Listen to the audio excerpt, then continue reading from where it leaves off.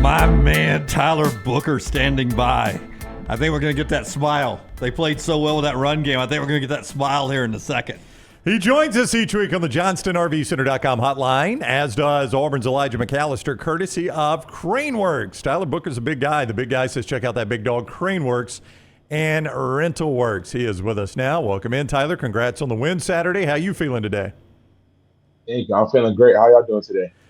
We're doing fantastic. I guess I'll do what I did after Tennessee. We couldn't get you to talk revenge and things like that, but after the game, a lot of your teammates after Tennessee talked about how personal it was. Now that we can look back on it, was this a personal game for you guys against LSU? Really, I'm going to go back to what I said last week. You know, we want to take it week by week. We didn't make this game more important than the last, but, you know, a lot of us, like I said, against Tennessee, a lot of us were on that team last year, and we didn't go into this game thinking, oh, we got to get revenge. We went into this game thinking we got to win this game, but we also remembered what happened to us last year. And remembered that we didn't play to our level, and we remembered that we didn't play 60 minutes of football. So in our mind, we made that decision prior to the game that we're going to play 60 minutes of football. We can do it. We knew that we had the ability to play a complete game. I feel like we got really close to this game, you know? There's still certain moments in the game to where we could eliminated some penalties and mistakes to really play even better. But this is definitely the closest we've gotten this year to playing 60 minutes of football. Somebody that was at the game Saturday told me that was the best football atmosphere they've ever experienced. Look, you've played in front of this crowd for the last couple of years. You've played in big games. But where was this atmosphere amongst the best you've played in front of? Number one, and I'd like to give a big shout out to the fans because they really showed out this weekend in Tennessee. I feel like they've definitely realized the effect that they have on a game, and they've taken that personally, you know? So whenever they get loud, whenever they react to a big play, that really creates momentum for us. Whenever it's hard for the other team to hear, that's a very hard environment to play in, you know? So making it hard for the other team and letting them know that, letting us know that they're behind us, it's a great feeling to have. Which stat do you like the best? 288 yards rushing as a team, or only 2 sacks allowed against a team that has Harold Perkins on it? Both those stats are really positive for your position. My favorite stat is obviously the rushing stat. You know, we love to be able to open up holes and hold up enough to give Jalen time, and when he sees fit, give him time to escape. But I definitely got to, like you said, bring up that on the 2 sacks stat. You know, we don't want to give up any, but that was we played a lot of great players. You know, Mitch Smith is a really good player. Harold Perkins is really one of the best rushers in the nation. You know, so to hold up against that defense on the 2 sacks, that's really encouraging to us, and that's just a testament to the strides that we made. And what I've been saying from the jump is, like I said, Rome wasn't built in a day. This offensive line wasn't going to be great in 1 week or 2 weeks. You know, it's finally starting to come together, and we're finally starting to find that right gel of everybody on the offense, you know. Tyler Booker is with us on the JohnstonRVCenter.com hotline. He joins us each week, courtesy of CraneWorks and RentalWorks. The big guy says check out the big dog, CraneWorks and RentalWorks. They bring you Tyler Booker from Alabama and Elijah McAllister from Auburn every single week. This run game only works if the defense plays with you guys. And we talk a lot of offense with you, but I want to praise your defense too. To hold LSU to 28 points and 7 second-half points was a remarkable job by that Alabama defense. Definitely. Like you said, our defense has been doing a great job this whole year, and they've definitely kept us in a lot of games, and they definitely closed out a lot of games for us. We lacked offensively. And I'm glad we were finally able to put up a good amount of points in a game like this to really show our appreciation to the defense, you know, that their stops aren't being taken for granted.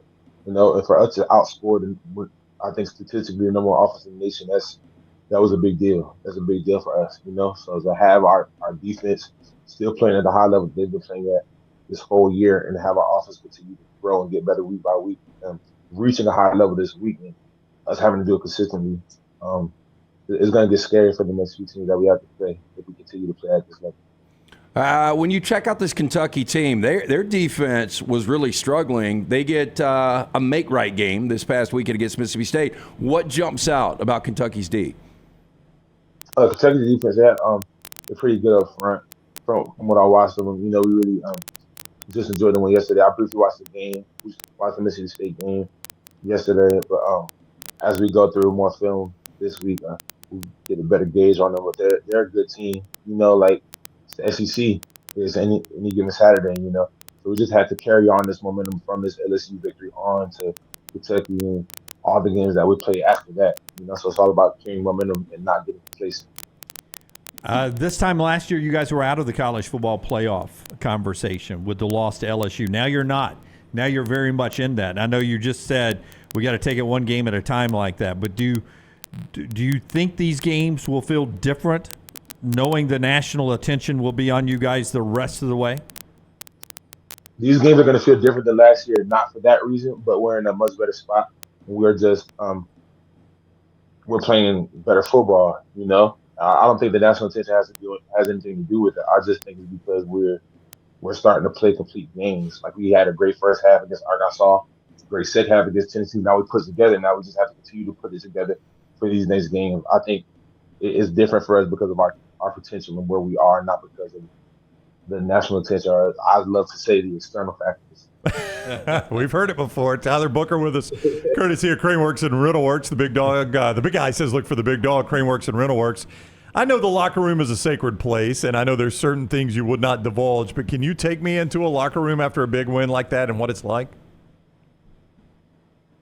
I won't give you too much because, like you said, the locker room is a sacred place, but it's just a lot of excitement, That was a big game for us. That was a great victory. Like I said, that was a great LSU team, statistically the best offense in the country before they played us. But to be able to go out there and have a great team win like that, to be able to play for 60 minutes, it was just a great feeling. So there was a lot of smiles around the locker room.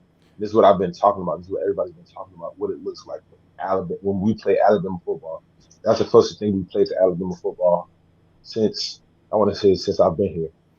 So just being able to keep that going and really everybody just embracing that moment and just wanting to feel that again the next week and all the other weeks to come. With that much emotion and that late of a game, what time do you finally get to bed? I think I went to bed around probably 2, but that's because I had family in town. So we were just up, just having some good old college football debates with me, my dad, and my grandfather. So we just having some debates about football, the NFL, things like that. And you really just have to cherish that time because my family's from Connecticut.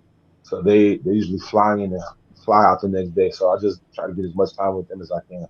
Hey, our friends of Coca-Cola had us over there in Tuscaloosa I believe it was Thursday, at a place called The Standard on the Strip there. They cook New York-style pizza, and we all talked to them about chicken and broccoli pizza, and they're willing to make you one. If you start craving it so badly, they're willing to make you one.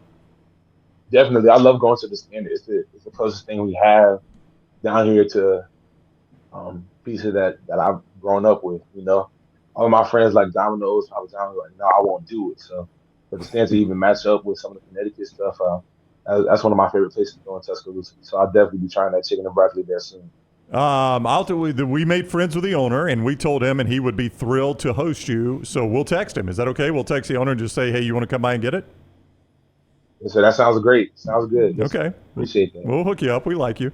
Hey, Nick Saban busted a blood vessel in his eye from yelling last week. Does that surprise you? No. Was it more than normal? Was there more yelling than normal, or was it just normal Nick Saban leading up to LSU? Just normal Nick Saban. Well, from my perspective, so Coach Saban, he's with the defense for a majority of practice. So, it seems the same to me. I noticed it. I'm like, well, wow. Well, must have been pretty intense on that field. I'm looking over at the defensive guy. I was like, what do you guys do today? You made him bust a blood vessel. All right, Tyler. Good luck against Kentucky. We'll get that pizza set up for you hopefully this week. All right? Yes, sir. Thank you. Sounds good. Y'all have a good one. All right, buddy. You too. Take care. That is Tyler Booker with us. The Alabama offensive lineman joins us each week, as well as Elijah McAllister from the Auburn Tigers, courtesy of CraneWorks and RentalWorks. They're two big guys, and the big guys Say, look to the big dog, CraneWorks and RentalWorks. Like all of our guests, he appeared on the JohnstonRVCenter.com hotline.